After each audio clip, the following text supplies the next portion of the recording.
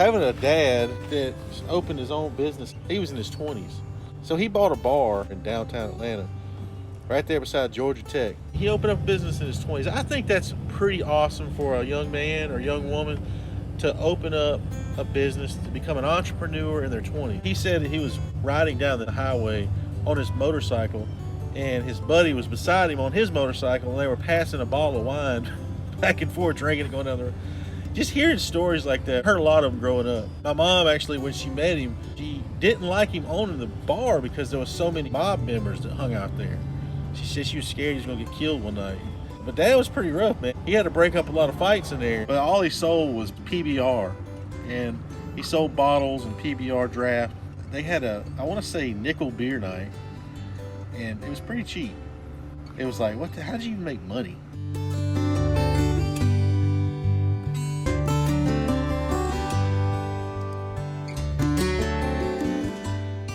College football players from Georgia Tech would hang out at the bar.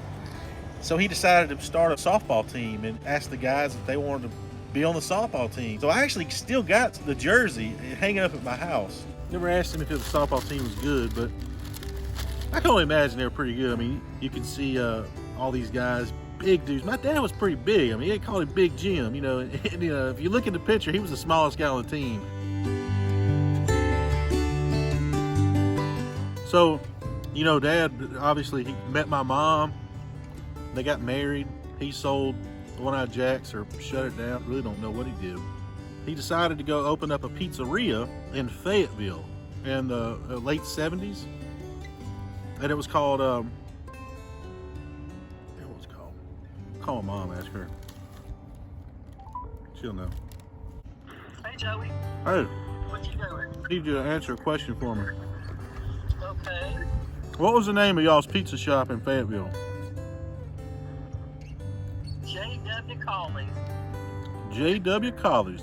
J.W. Colley's in 1976, they opened up in Fayetteville. They had it for a few years, and Dad decided to go work for FedEx at that point, sell J.W. Colley's. They had 6 kids. I was the 4th.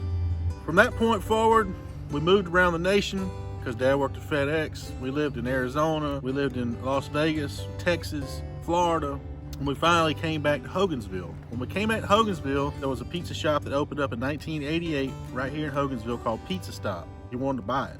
In 1993, and him and my mom, they bought the restaurant, and that's where I was introduced to the pizza business.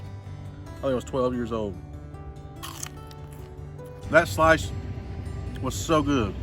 The Memphis slice, the smokiness of that bacon, the sweetness of that sauce, crispiness of that dough. Then we hit it with Parmesan cheese when it comes out of the oven. It was a great slice of pizza to eat.